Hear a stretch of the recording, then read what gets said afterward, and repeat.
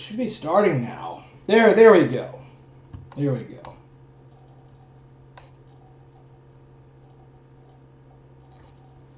A-logging more of the Mustard Man. The Mustard Man. Mustard Man. The Mustard Man.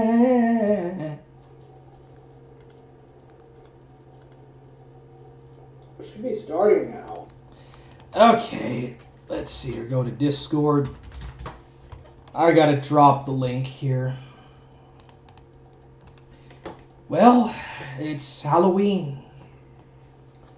It's 2 nights before Halloween, guys. Alright. Let me post this in the Shielded content. I'm going to go around and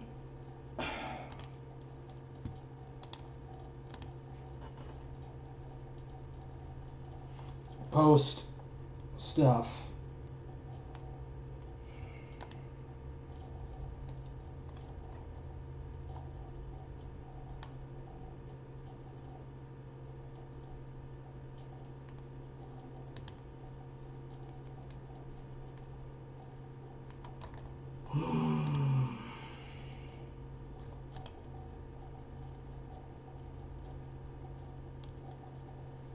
What's up, Ghost of Niccolo? Forge Gang! What is up? Warriors of the Shire, Forge Gang!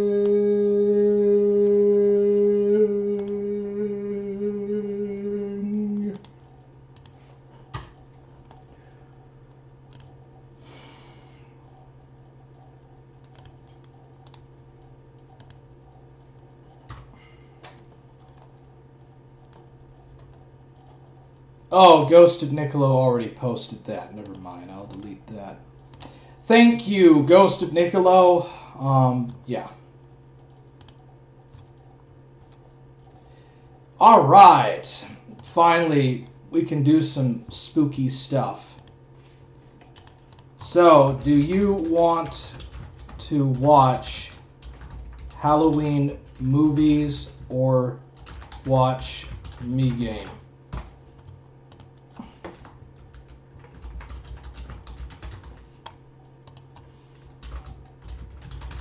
There we go. So, do you guys want me to play Halloween movies for this stream, or should we game? So I'll go ahead and put that poll up. And Forge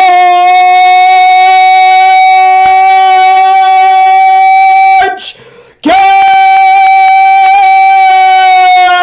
I'm a hard man! Let's go! Hard man! Let's go!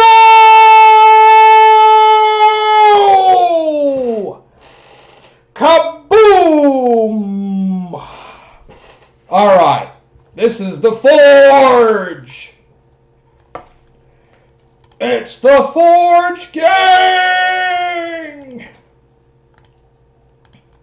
The tale that I have as the living doll. Its namesake is for good reason. This doll's story remains in infamy in Japan to this day, most notably for one of its television appearances in the late 1970s. A TV appearance that resulted in various mishaps that were witnessed live by thousands of viewers. Viewers who swear they witnessed this incident to this day. Though, before I get a little too ahead of myself, let's back up a little. To understand the namesake of the Iki Ningyo, we must go back to the very beginning, that being 1976. Enter Junji Inagawa, a man known fairly well in Japan's television industry today, particularly for his appearances on such shows as Takeshi's Castle during the 1980s. During the 1970s, however, Inagawa was involved in 2 specific areas of the entertainment industry, those being radio and stage plays. The latter focusing particularly on bunraku plays. These productions showcase puppet-like dolls that resemble Japanese hina or ichimatsu dolls. Bunraku dolls are slightly larger and more articulated to accommodate fluid movements on stage. All was well in Inagawa's life and career, though it's when Inagawa was set to work on a folk music radio broadcast late one night that the first of many vexatious events occurred. It began with sudden, unanticipated crying. Crying that was hysterical and unable to be stopped. The crying came from one of the performers that were a guest on the show that evening.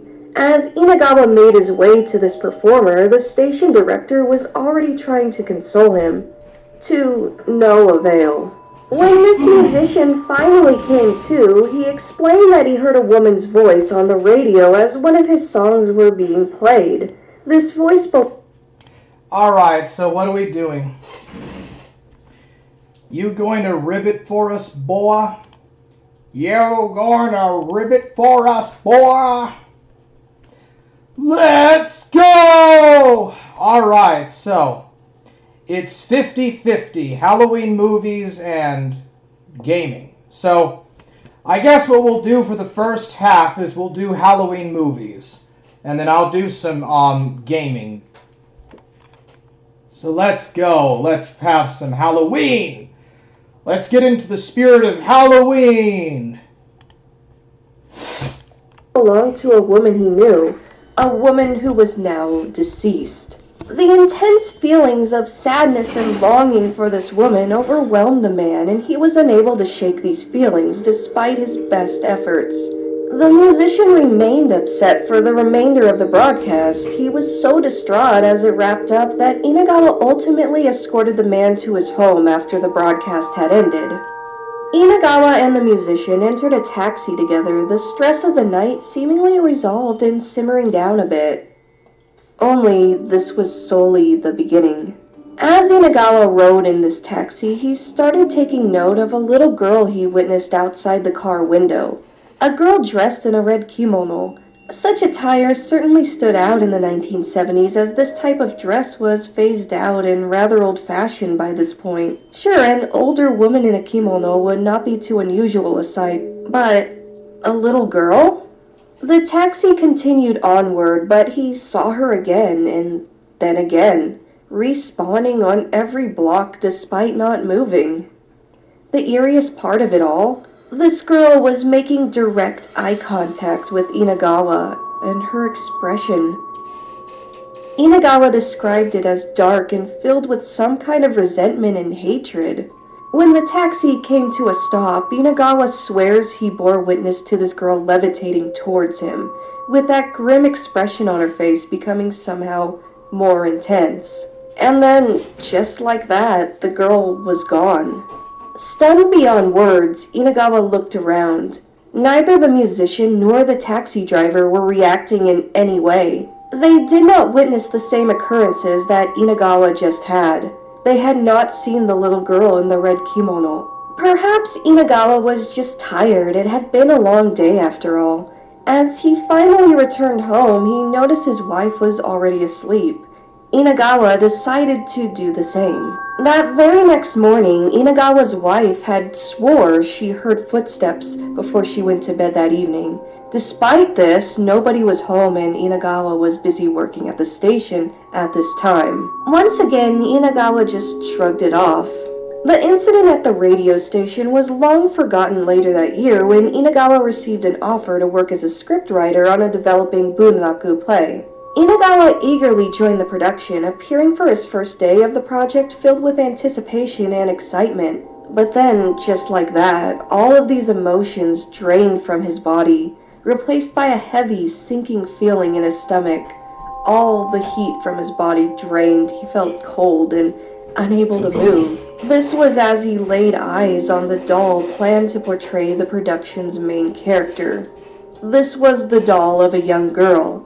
A girl that strongly resembled the young girl he witnessed that night in the taxi, down to the red kimono and eerie expression. The resemblance was certainly uncanny, but surely this could be just an odd coincidence. Inagawa decided to once again conclude that it was simply that. With that, he cast his unsettling thoughts aside and committed to the project nonetheless. When Inagawa had first witnessed this doll, it had yet to be completed, the limbs had yet to be attached. The second encounter would involve a visit to the puppeteer's home, who was cast to handle this lead doll. This person was referred to as Maeno-san. The doll was now completed, but there was a complication. For reasons unknown to Maeno, the doll had arrived with a broken arm and leg. Maeno swore that he had no clue how the doll ended up this way. When he returned the doll to the maker for repairs later on, and even attempted to remedy the situation himself, the arm and leg ultimately became damaged again. The actual cause of damage was never witnessed by human eyes. The doll would just keep ending up like this. The crew attempted to seek out the doll maker one last time, hoping to figure out a way to prevent the doll from breaking yet again. With opening night of the play rapidly approaching, the situation had to be rectified soon. Though, when Maeno Inagawa and the others accompanying them had arrived at the doll maker's shop, it was completely cleaned out and shut down. The doll maker had vanished, with no information given on where he left to. He had completely vanished without a single trace. People who created and repaired these types of elaborate dolls were far and few between by that time. Once again, even in late Showa Japan, such things were becoming scarce. The crew didn't have the time or funding to seek out another doll maker. The events that took place following this proved to be even more jarring. Shortly after the disappearance of the doll maker, the scriptwriter tasked with writing dialogue for the play shared some unsettling news. His house had completely burned down. He was able to escape, but the house itself was destroyed in its entirety. The portion of the script that he had been working on was also completely lost. Being long before the days of internet and digital preservation, they simply had to start from the beginning. It was shortly following the setback that tragedy struck yet again. Maeno, the lead puppeteer, shared news that his cousin had passed away suddenly. The official cause of death was unable to be determined at that point in time. His cousin was young and healthy. It was a shock to his entire... Despite these horrible setbacks, a lot of progress had been made to complete this production. Beyond that, a great deal of time, energy, and of course money had been invested in the completion, and they had to make that money back. For the sake of those working on the project, especially those who needed that money in the wake of their recent tragedies. With that considered, the production team did their best to see the whole thing through, Inagawa doing so with a feeling of dread, still recalling that little girl in the red kimono, an image in the back of his mind with each passing day. The road to opening night was filled with mishaps. While not as prominent as homes burning down and relative deaths, various accidents came about without any valid explanation in sight. First, lockers filled with costumes would become soaked with water. These lockers were not anywhere near any pipes or water source. Next, other props such as wigs would suddenly catch fire, sometimes while cast members were wearing them. These incidents eventually ended with various injuries to the team. As time went on, Inagawa eventually took note of a pattern in these injuries. Each and every one, without exception, was to a right hand or right knee. Inagawa then thought back to that doll, to the broken areas that just couldn't be completely fixed, especially now that the doll maker was missing in action. The areas broken on the doll were also located on the right arm and right leg. Was this all really just a coincidence?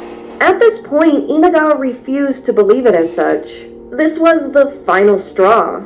He then tried to persuade the theater group to drop the project altogether. Proceeding could prove to be too dangerous. The others did not agree and did not believe him, feeling the ideas Inagawa presented were too outlandish and that the incidents were merely coincidental. The need to make a profit on this project and see the fruits of all the combined creative efforts were of a much higher priority. And Inagawa, while he didn't agree with these statements, decided to stay on the project as well. He was mainly worried for his co-workers and their safety. Inagawa ultimately decided to press on and see the project to its completion.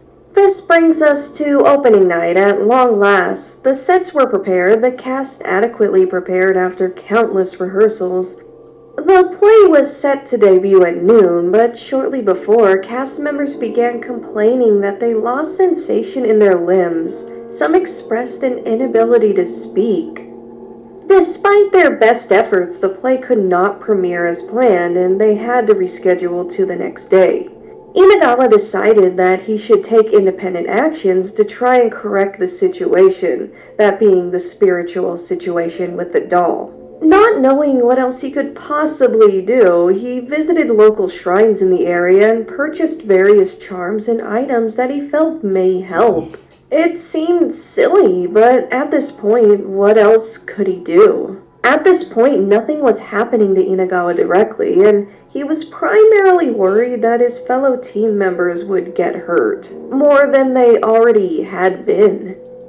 This, much to Inagawa's relief, seemed to help. The play debuted without any issue, that is, until the final act.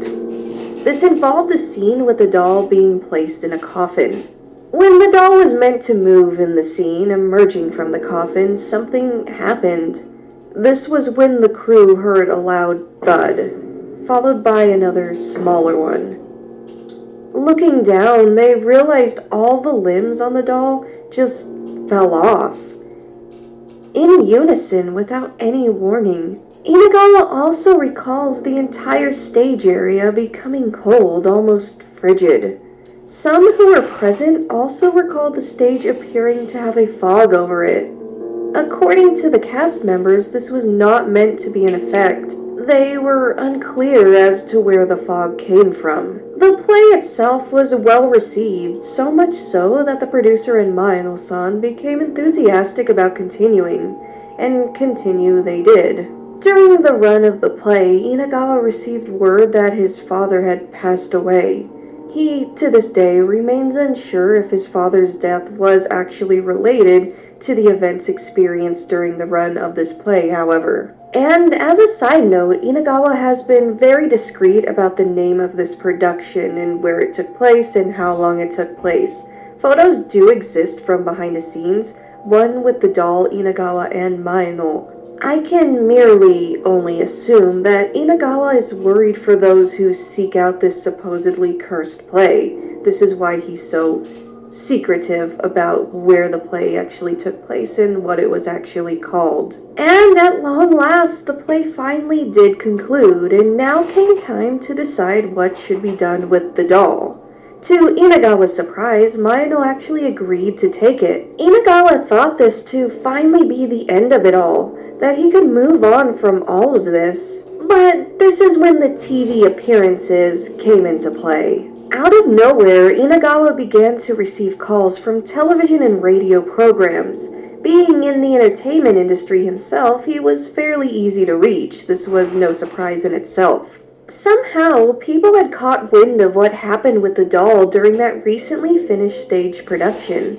They were fascinated by the incidents surrounding the doll and thought it would make for good TV. Inagawa, not having the doll in his possession, passed the message along to Maeno, who was willing to make appearances with this doll. So there were a couple attempts to film with Maeno and the doll, though at this point none were deemed useful. These attempts included the earliest of incidents, such as lights falling and equipment not working or turning on. The first attempt is said to have included Maeno at some point mumbling words to the doll, as if he was having a conversation with her. Maeno would later claim to have no recollection of doing this at all. According to Inagawa himself, a film reel of this failed TV broadcast attempt does exist within the studio's vault, which he left unnamed aside from the studio being Tokyo-based. The earliest successful public distribution of the story being told was in Young Lady magazine in 1978. The retelling in print made it easier to get the word out without any slip-ups. And word definitely got out.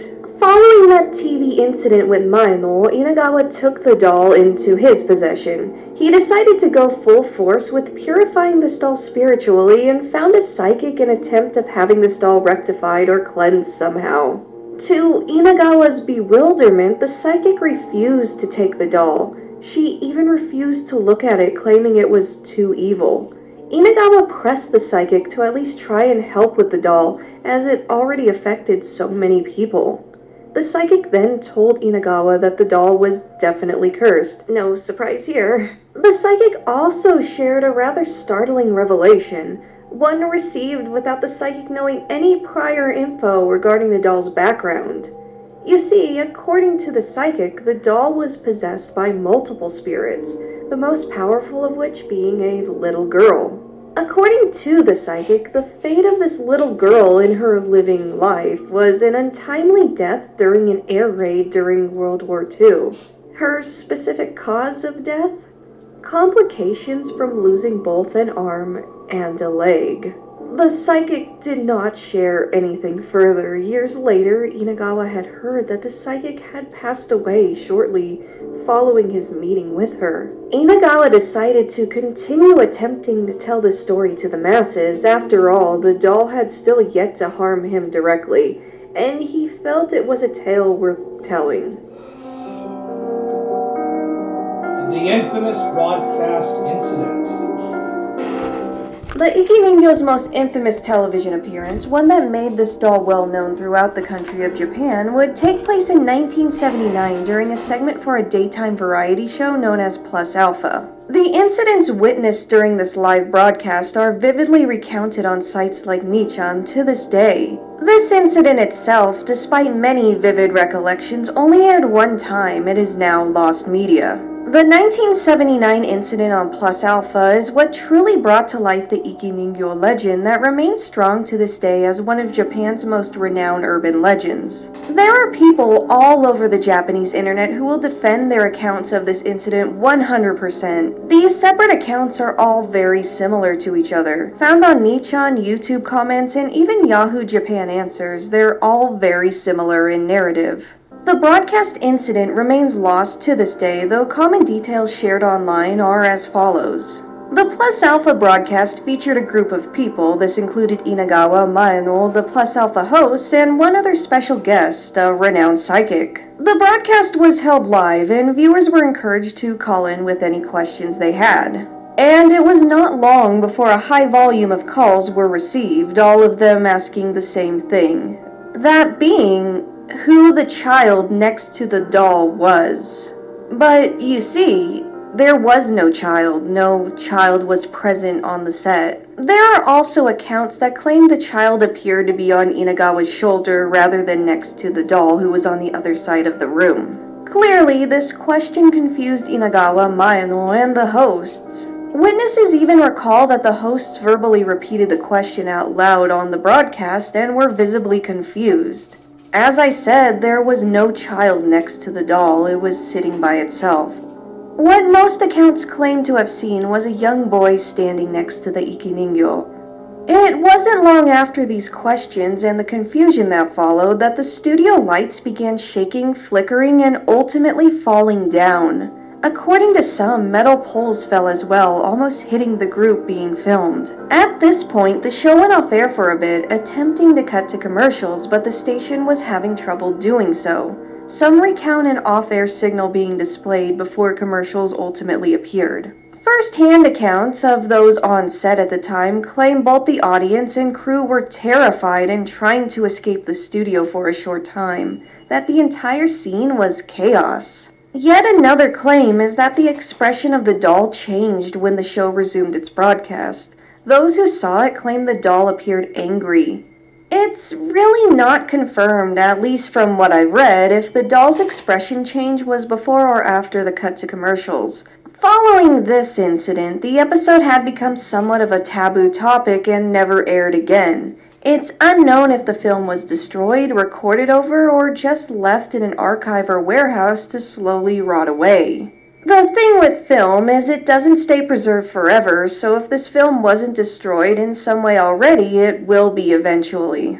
So, because this specific episode of Alpha Plus, a show that ran for 10 years between 1972 and 1982, only aired one single time, many simply doubted its existence, thinking it was nothing more than a myth. Though, regardless, and especially after the internet came into play and connected the masses, many swore they watched this segment on TV. And if you're assuming this whole story is a work of fiction with the whole spooky story vibe, well, guess what? Screenshots of the actual TV appearance did actually surface online. Yes, this incident really did happen, and it's well known to many people throughout Japan, even to this day, 44 years later. And these images have been passed around on image boards for quite some time now. There's also a later TV appearance with Inagawa and a replica of the Ikiningyo that did surface as well. Footage of this later appearance can be found on YouTube and Nico Nico. The full original broadcast of that first 1979 appearance has not been recovered aside from these images though.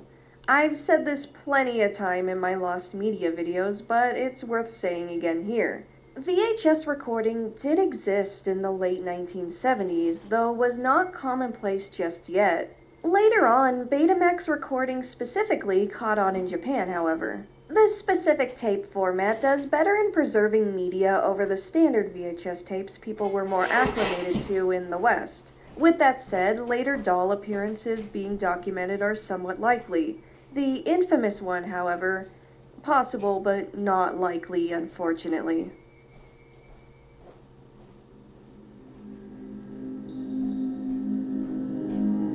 So what about these later appearances, and what about the doll itself? What eventually happened to it? Well, as I said, Inagawa made appearances with this doll on a few more occasions following this. Despite the apparent dangers the presence of this doll entailed, TV stations ate the lore behind. Okay. I should still be streaming, but... Oh, dude.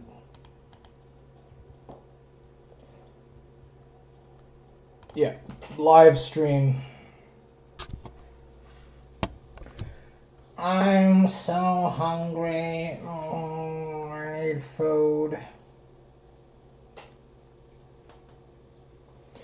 Woa, why are there so many ghosts in Japan? What the frick? So yeah, I hope that you guys are enjoying that. Oh, by the way, Arizona, Burger Boy is a shit ass. Kicking me out of the chat like that for no good reason, dude. Well, I hope that y'all are enjoying this some spooky stuff. This doll up, and when it came down to it, the doll made for good TV. And good TV equaled positive ratings and high viewership. Many of these TV appearances can be found online. The way Inagawa discusses his time with the doll is rushed and almost panicked. The speed and cadence of his speech is not something I've personally witnessed with any other native Japanese speaker. で、その写真を撮ってきまして、みんなで持って見ようって見てますからね。友達が、はい、次は化け物ですって、私のことをね、次は化け物ですってピッとやったんですよ。そうしたら40歳になる女の人がね、キャーって騒いだんですよ。で、みんな何かと思ったら、みんな騒いで泣いてる人がいるんですよね。見たら僕がこう映ってますね、顔が。そのすぐちょっとこっち離れた時にね、真っ白い顔したね。But let's get back on topic here. What became of the doll itself?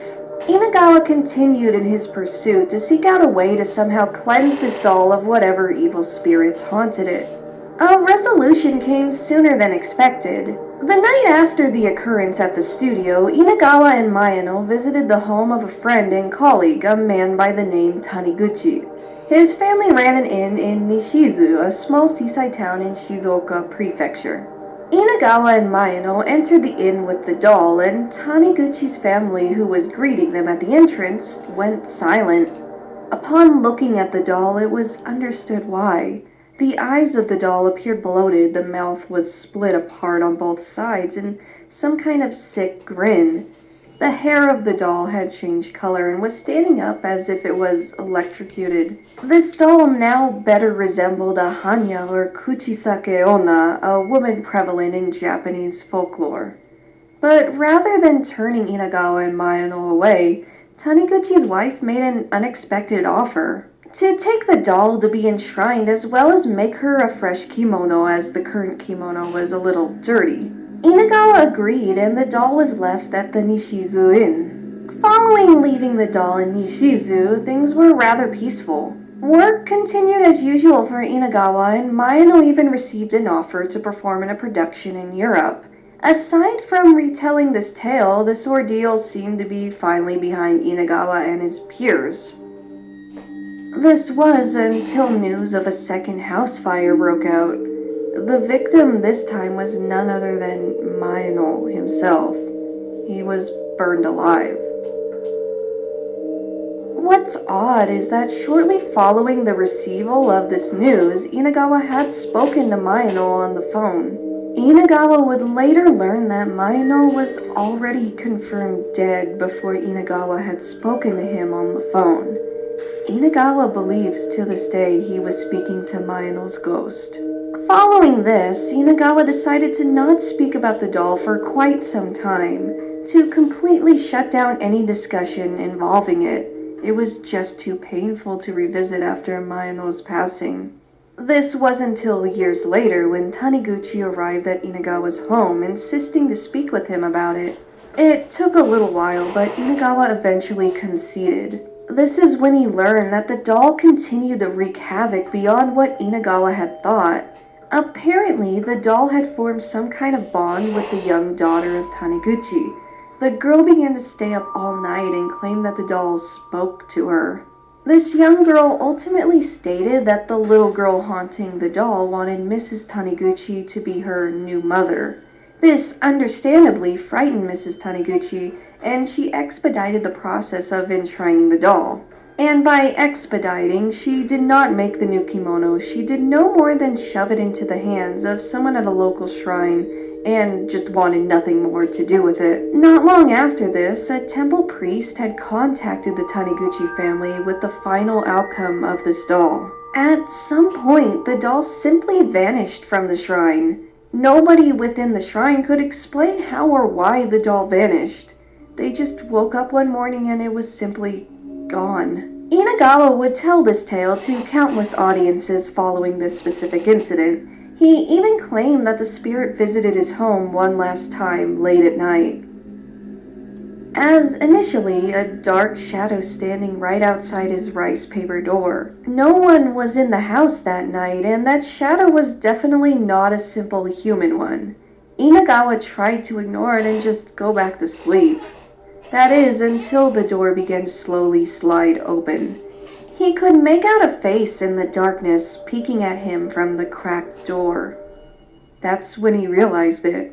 It was the doll. The doll was moving and she had found him. Inagawa, amidst his panic, wondered if his late friend Mayano had seen this very sight before his house became engulfed in flames and he met his demise. But then, just like that, the doll became a shadow once again, and then the shadow disappeared. This would be the last time Inagawa saw the doll.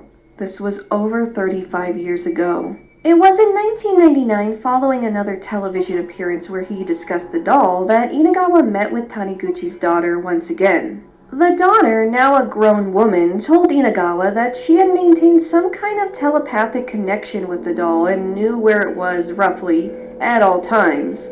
She claimed that the doll seemed to be stored away in a warehouse in the mountains somewhere at that time being 1999. The daughter left Inagawa with one final message, that the doll told her that it would reunite with Inagawa again somewhere, someday. Inagawa asked her to elaborate, and she said nothing. Instead, she drew a picture. It was of a stage, complete with unique props and lighting. Inagawa recognized it immediately. It was the stage he performed on with Mayano all those years ago. Inagawa would also later discover the whereabouts of that doll maker that vanished all those years ago. He was apparently a monk now, living in solitude. The doll maker's decision to do so was not something any of his peers or loved ones were familiar with. He just simply did it without warning one day. As I said, Inagawa would continue to tell the tale of this doll and the havoc it wreaked on his and his loved ones' lives for many years. Though now he would do so with a replica doll, as the current whereabouts of the actual doll were unknown. Perhaps that's a good thing. See, this is why that mid to late 80s television appearance that surfaced online featured a replica doll and a photo of the original doll, because the true Iki Ningyo's whereabouts are unknown.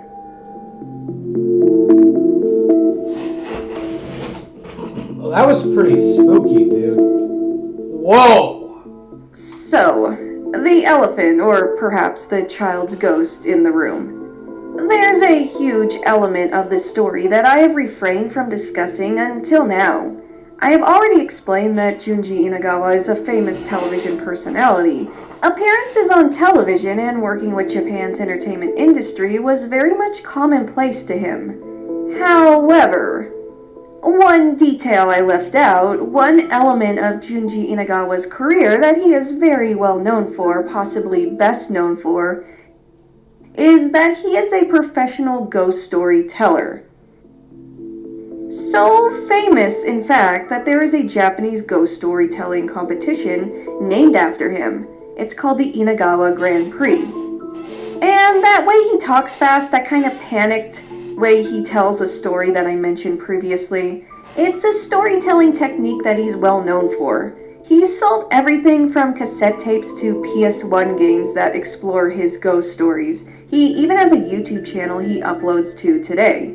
Now, this revelation may deconstruct this whole story quite a bit. However, even Inagawa himself claims this specific ghost story has truth to it. That the horrors he faced fueled his drive to construct and distribute the tale in the first place. Inagawa even states that the tale is a rather difficult one for him to discuss today. And what of the people that supposedly passed on in the tale? Did they really die? That's something that I have personally been unable to confirm. What's also possible is that Inagawa constructed this story from scaled down real events. Perhaps the origin is real, perhaps he still saw that girl's ghost outside his car in the mid-70s. Perhaps all of it is real and Inagawa tells this tale to spread awareness. Perhaps it's not a tale for entertainment purposes, that it's a tale that's cautionary in nature. If this tale is genuine and based on true events, consider this a warning, because that means that the Iki Ningyo is out there and... So, is the story true? Or is it real? Is it real or is it fake? You decide.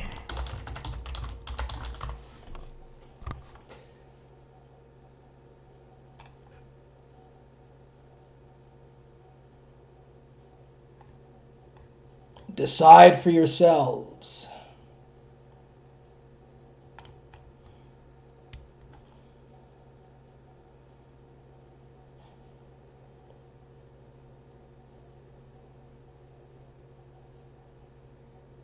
One of the great privileges of working at History Hit and making films together with our team at Timeline is the access we get to extraordinary historical locations.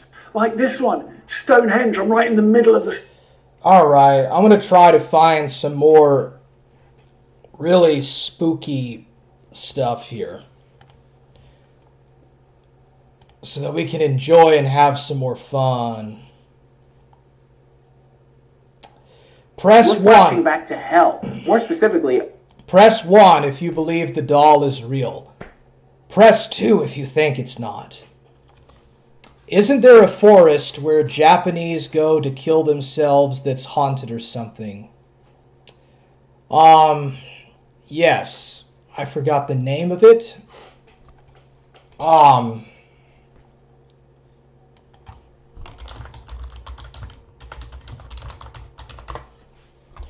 What is it called again? Yeah, here it is. Aokigahara Jukai, Japan Suicide Forest.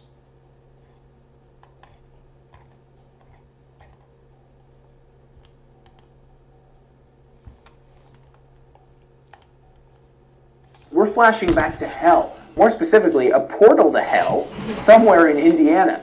Plus, we tracked down the priest who was brought in to close that hell portal. This priest is revealing what happened behind the scenes in an all-new interview. You're not going to want to miss it. It's your first look inside the house known as the Portal to Hell, a place where demons supposedly wrought havoc with a helpless family, in horror straight out of The Exorcist. That the power of Christ compels you! This is the woman who lived in the House of Horrors with her 3 children before Zach Bagans bought it. Latoya Ammons fought back tears when she told us how they fled in terror after her daughter was raised right off her bed. She says the demons sounded like this. We've waited 5 months. It sounded like something dead. She says she anointed the rooms with holy oil and read aloud from the Bible, but the nightmare went on, and listened to a sound that cannot be explained by police, who looked into the mysterious goings-on. While 2 cops are talking in the basement, someone can be heard saying, You in there! What was your reaction? I was in shock. Exorcizo te umidissime. Enter Father Michael Maginot, a local priest who got permission from the Bishop of Gary, Indiana, to perform an exorcism on Latoya. Did you at one point believe this house was the portal to hell? There was a portal. Latoya moved out of the house and now lives many miles away. She knows her story is hard to believe. Some people claim that you made this all up, that this was some sort of an elaborate hoax. Is this a hoax? No, I don't feel that someone will have a reason to make something up like that. Do you believe that house is possessed by demons? I do. I feel that it's something very bad going on in that house. How did you get involved with the house in the first place, and can you tell us a little bit about the exorcism you performed? Yes, I got a call on April 20th, 2012 from the Gary Hospital, and they asked me to come out there to perform an exorcism. The hospital asked you to perform an exorcism? Yeah, and that was kind of a strange request. And I said, well, no, you need permission from the bishop to do that, but what's going on? And then they told me several staff members saw this boy walking up the wall backwards, flipping over the grandmother's head who was holding him, and sat down and turned at them and had with white eyes. So I went to the house on that Sunday. And the kid was home from the hospital? One was locked up in a child psychiatric unit, and the other 2 were put into foster care. So tell me about the, once you went in and began to perform the exorcism, tell us a little bit about that. It took about 6 weeks of investigation. I was thinking the children were possessed, but and trying to find out about that, then I discovered, she was possessed, and so I put the crucifix on her to test it. She began convulsing, and so I took it off. I said, okay, yeah, and then she stopped. How did you feel when that happened? I mean, had you seen something like that before? What was going through your head? Like, what were your emotions when she began convulsing? Yeah, so I said, oh, you there is something, definitely there. The lights would flicker in the bathroom, and then I would go over there to take a closer look. And the moment I got to the bathroom, they would stop flickering. I did bless the house, but, again, things were happening afterwards. The rods were swinging back and forth. There was oil coming down her blinds. There were footprints that appeared around her. I was there for 4 hours, and the last 2 hours, all these different phenomena were happening. Zach Bagans was a documentarian who found out about this story and found out about you and your practice of trying to exorcise the demons from this house, and became so involved with it that he actually bought the property. Is that correct? Yes, that's right. We were going to end the movie that, the house is fine and the story is over. I was kind of surprised Zach never called, and then I heard he was wrapping up, and so I did give him a call, and then he told me that everything went haywire and such. All of a sudden I get a call that he demolished the house, and I go, oh, you didn't, tell me that. And so I was a little worried, because now it's an open lot. So once the house is demolished, it actually lets the spirits out? Is that what you're saying? We did cleanse the property. Right. But anyone could go on there, do some sort of ritual there, and open it all up, and it could be 7 times worse. Reopen the portal, kind of like... Reopen it by doing some ritual there. Now try to reopen what was cleansed, Right. it could be worse than before. All right.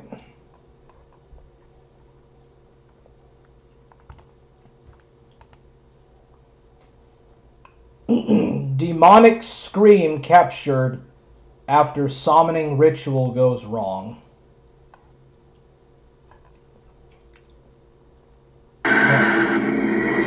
It is now time for us to begin the summoning ceremony to see whether or not we can document hard, concrete evidence while under these very suspicious circumstances, which also makes this dangerous for us.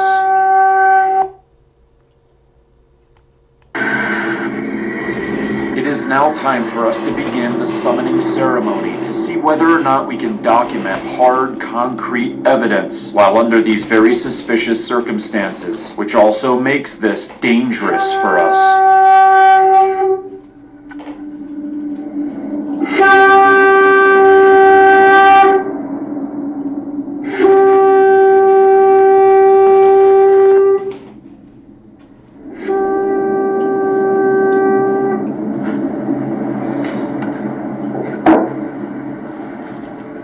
As soon as Ted stands up, a moth begins to circle his head in a very unusual manner.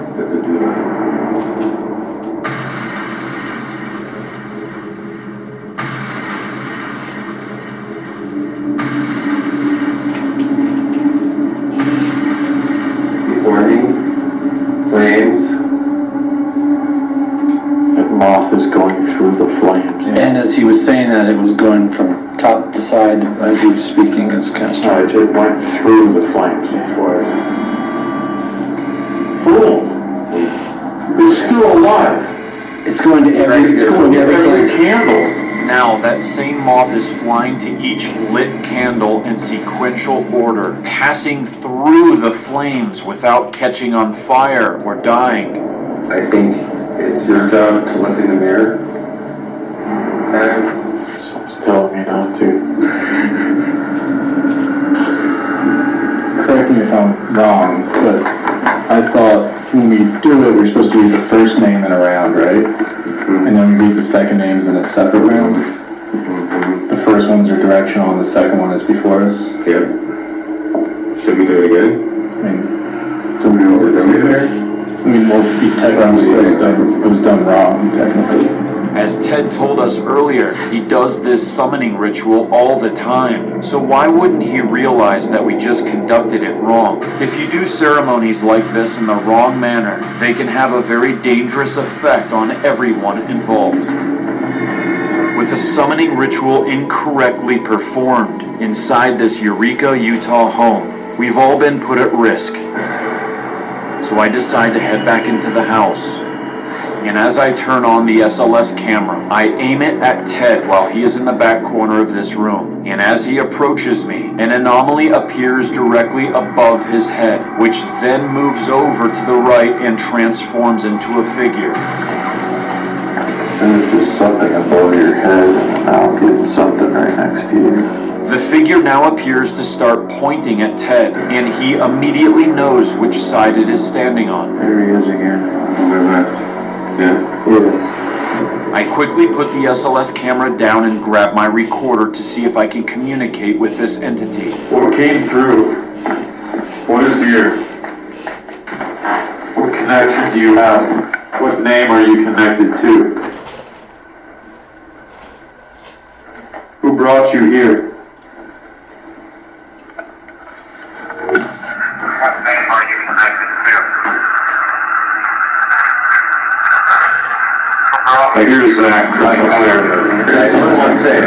As I ask this entity who it's connected to, it clearly says my full name. What name are you connected to?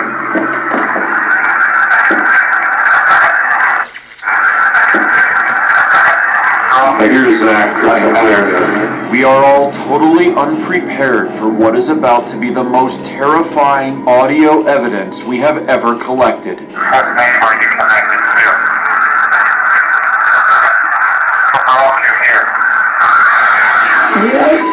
What the? Okay. Are you kidding me right now? What was that? Never heard that. Ever. brought you here. I've never heard. I have never in my life heard anything like that. Never. Dude, Oh, it's not good, right? that's not human at all. What the hell, dude? Whoa! What in the world was that?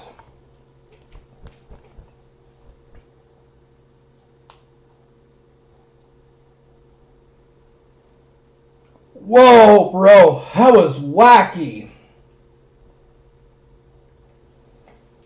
Seeker of Truth is Queen of Spades, bro.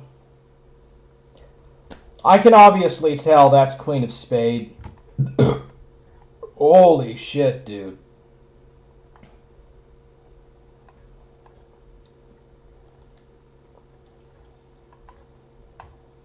Let's try to see if I can't find something really creepy, dude.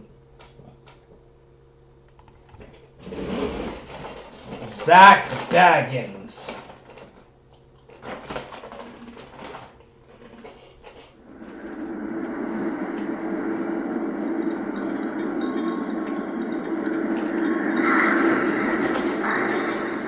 I've been here long enough. The cannons who killed are going to kill now.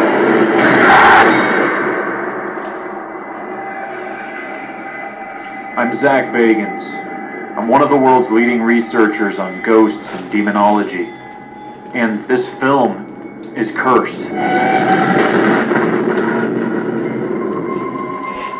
A story about a demon possession makes international news. Now look at one of the most documented cases of demon possession and exorcism in recent history. The next day, over the phone, I buy the house, sight unseen. In my 37 years of police investigation, I've never run into anything like that before. I just got the keys to the demon house. You think it's dangerous for me to be in that house? I wouldn't be there. He had holes in both ears, just like Lou Cook. They called 911. They called 911. They did. There was an unidentifiable voice. I only heard it on the recording. Something came back. I don't know if it was that demon, but something came. They flipped the crucifix on her head. She began convulsing. Okay, now back.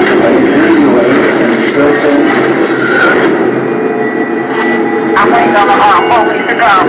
What just happened? That day. If people are making this up, I'm going to catch them. Why is it expensive? I see you just around my house and you see pretty police cars. This is what it all comes down to.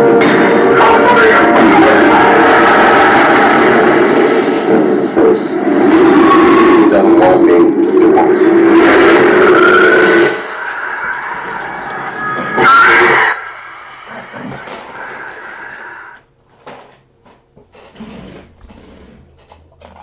All right. So that's Demon House. Demon House, baby.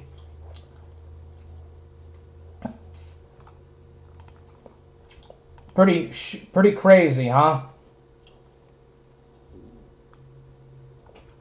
That one was fake.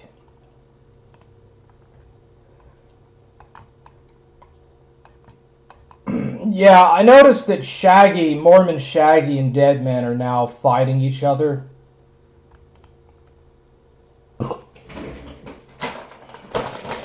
Let's see if we can find some stuff to scare. Cayuga, Indiana, February 16th, 2019.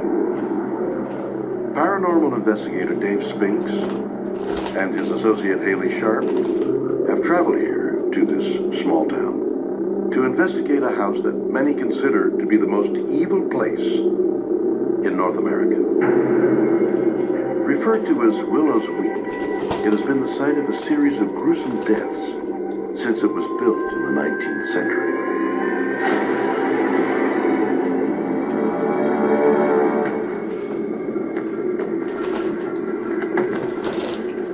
Brenda Johnson owns Willow's Weep. Hi, Brenda. Dave. She dismissed the rumors about it being an evil place and purchased it only a few years ago with plans to renovate it. This is my assistant, Haley. It's nice to meet you. But recent events have convinced her that she may have made a terrible mistake. To this end, she's invited Dave and Haley to come and investigate the house and see if her strange experiences can be verified. So, how you doing? I couldn't stand in here. All night last night I was sick thinking about coming over here around this house. So tell us a little bit about the house, some of your experiences here. Well, when I bought the house, we started working on it, and then my son was working on the ceiling. The boards come flying off at him and hurt him.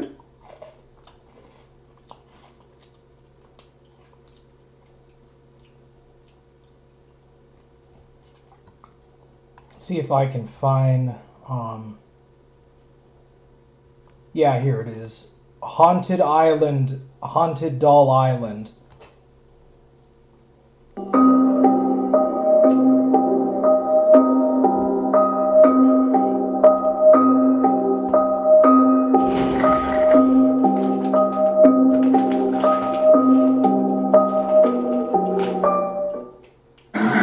So much to explain right now.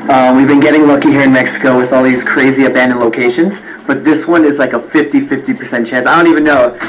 It's getting really intense to get inside Doll Island though. For starters, to get to Doll Island, you need to get to a port in Mexico City. There's 3 ports, only one port will actually really bring you there. Now, there's also a fake Doll Island. Now, people all over, when they say I want to go to Doll Island, they bring everyone to the fake Doll Island. You have to know that there's 2 Doll Islands. One's completely fake that looks real, but it's not. So you gotta make sure that you know you're going to the real one. But now you can't even go to the real one because the government and everyone closed it off. We're here to attempt it. We have to actually, once again, bribe people. But this time we have to bribe more than one person to get through this one. And that's why we don't even know if they're going to let us in. So we're going to take the boat ride, which we'll already bribe the people to bring us, then to bribe another guy who lives on the island. So I don't know if this is actually going to work. What port are we in, by the way? Puerto Cuemanco. Cuemanco. Here, Embarcadero. Okay, because there's 3 ports, but this is the port you want to be at. Here's the boat we're going on. To get there, it's a legitimate 2-hour boat ride. Now, Mike says this is what? How many attempts have you tried to get to Doll Island? So I came down to Mexico City for the first time last December, pretty much exclusively because I wanted to go to this spot and a couple others. This is my 5th time in Xochimilco. 3 of those times have been trying to get to Doll Island. This is my 4th try. There's a fake one. People say it's closed. There's all kinds of these stories about trying to get there. And I think there's boat crashes. I think we finally figured it out. We don't know yet. We paid a dude. He says we have to go to the area. It's closed. We gotta pay another dude. And get on the island, we gotta pay another dude. So right now we are here with our fingers crossed.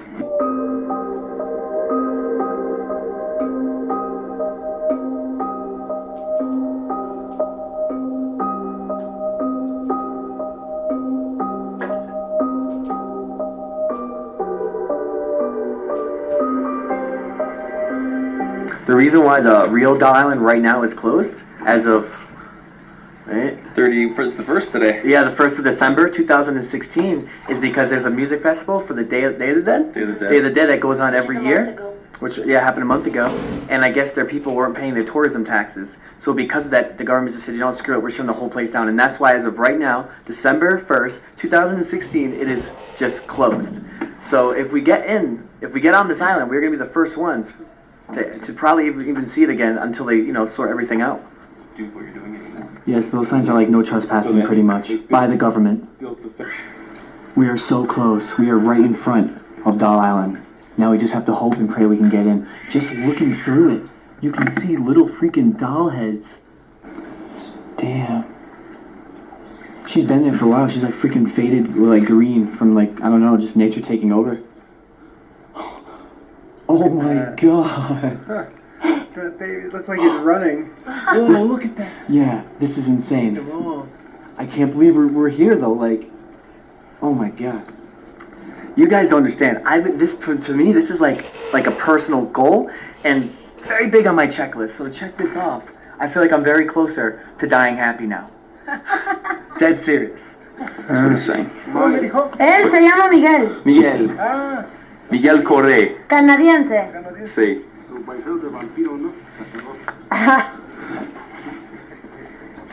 So he's saying it's closed, but that doesn't necessarily mean that we can't go on. Okay, come on. I'm like shaking right now, no bullshit. And you get the good. Miren, estamos clausurados, no puede pasar la gente. Y ahora sí que ya tenemos 2 meses. This is insane. First thing you see. Damn. So we're gonna go over some history right now. So there was a guy who was heartbroken, and he moved to this island to stay away, to just get away from everything. And one day he was on this island, and there was a girl who was drowning, and he tried to save her, but he couldn't, and she died. So then as time went on, he kept hearing these voices at night, girls crying, like spooky noises and like scratching sounds, everything. And he felt he was haunted by that girl. So then he decided to do like a gathering, like a giving. You know how we were at the abandoned hotel just in our last video? Oh no, 2 videos ago, and we had to give an offering to the little girl in the altar in the basement before we can film. Well, that's how their culture is. So he decided to collect dolls. Every day, every other day, or every day he would buy a new doll or get a new doll imported here, and he would just hang it up on the trees to try to stop the haunting that was happening to him at night. As time went on, he was everyone reported to him as a big drunk, but as time went on, he actually died in the river, the same spot the girl did. Now the nephew, who we just seen, he lives here, and he's the one that kind of just takes care of this place now. Now the place got so big, so famous, that people are making fake islands, like fake doll islands all around Mexico. But this is the authentic, real one, and it is actually closed right now for apparently 2 months. And we're lucky to even be on here. Oh my God.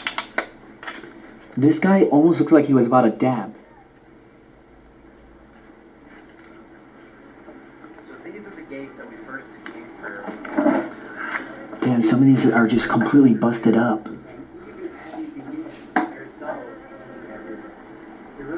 Jeez.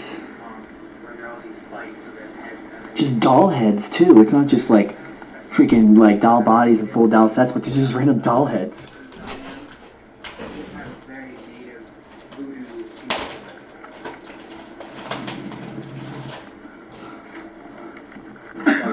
I mean, look at this. There's even a little doll. That's like the smallest doll here.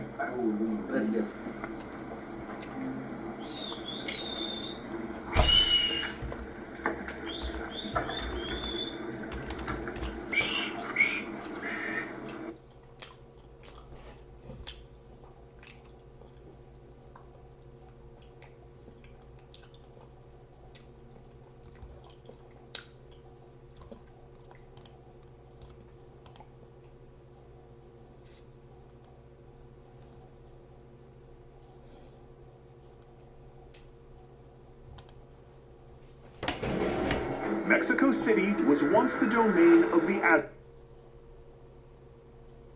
Aztecs. And on the outskirts of the city, there's a grouping of tiny islands in a Let's see what we got here. Building. It called out, and I answered its call. We're here at a building where so many different people have seen and heard spirits before their death when this was a care facility. Because we were told by the owner that there was a seance here many years ago, we are going to do a seance. But to do a seance, I need some other energy besides us 4. So on this camera, she doesn't know yet, but on this camera is Lauren. Say hi. Put the camera there. Drop the camera. And where's James? James has worked for me for how many years? Coming on 8 now. 8 years. James is awesome. He is assistant camera. Lauren and James, I just want to see if your energies can connect with the countless spirits that are said to occupy this building. You want to do this, James? I'm ready. I'm ready. Are you sure? Yes, sir. Are you hesitating? I'm not hesitating. I'm going. You sure? Yes, sir. Okay, James is in. Zach. What? How did James? What the hell? Can you put that up on a monitor? I call for an immediate review to see if what we just documented presents any form of risk to James. Look, watch that monitor. I'm ready. Are you sure? Yes, sir. Here it comes, right there. Look at that. And you're feeling it. Okay. Yeah, something didn't feel right. Is this anomaly seeming to manifest out of James paranormal? We now head inside the ballroom, where we were told from the owner that several people attended a seance years ago, but all of them ran out of the building when something made its presence known. Spirits connected to this building. We bring you gifts from life to death. Commune with us, spirits. We invite you to move amongst us. It got really cold over your side. Yeah, it was getting very cold by my hands. I started feeling wind by my hands. I feel like someone's laying something on my hand. Look at that candle just next to James. Yeah. The only candle of all of them. All of them are still. There's no drafts in here at all. It's just the candle. Are you getting that, Jeff? Yeah, I'm seeing it. We invite you within us. You may use our bodies to channel through us. Please join us.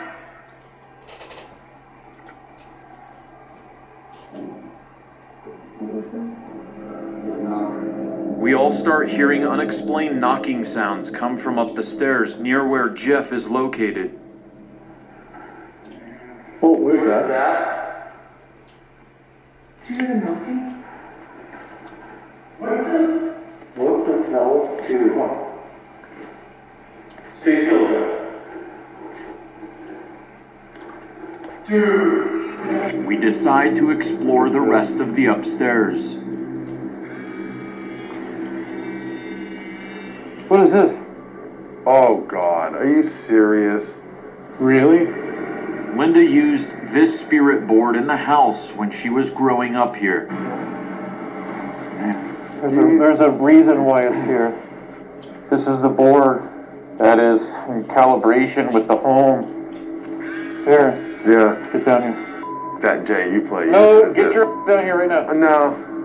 Aaron, are you serious? Yeah, I feel a bad feeling about that. No. Go ahead, Jay. No, get on your knees right here. No, No, Jay's good at this. Go ahead, dude. You got it. Asking you, maybe there's a Are you reason. kidding? Are you I'm serious? denying, yeah. Aaron's refusal speaks volumes about the transcendent power of the house. Right. Jay takes his place at the board. Can you come talk to us and let us know what's going on here so we can help this family? Or help Linda? Someone come through this board and talk to us? We welcome you. We invite you. Stop for a second. Do you feel like there's energy flowing through it? And I feel like it's like vibrating my insides. Let's try again. Super uncomfortable. Using an unfamiliar spirit board in a house claimed to be full of deadly evil forces is just like entering death row with a blindfold and opening all the cell doors.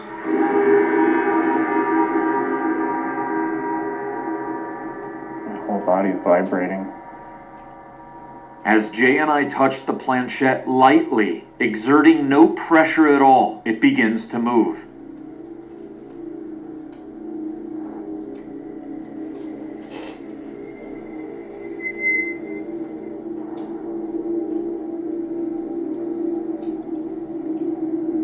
I am not moving this Neither am I. Dude, what the is happening right now? I can feel it though. Are you here? I am not moving this, Jay. Neither am I, dude. I believe it. The planchette comes to rest on a series of letters, but we can't decipher any specific word or message. Hold on, let off. Yeah. No. Don't put those thoughts in my head. Don't put those thoughts in my head. Suddenly, I begin to have unsettling thoughts that are not my own. I don't think it was a good idea. I don't feel good. No, I just don't think it was a good idea to do this. No. I felt like we didn't have permission to use this. And I felt like we just opened up something that we shouldn't have. We are, for the very first time, going to make our way up. Except for the feeling of immense anticipation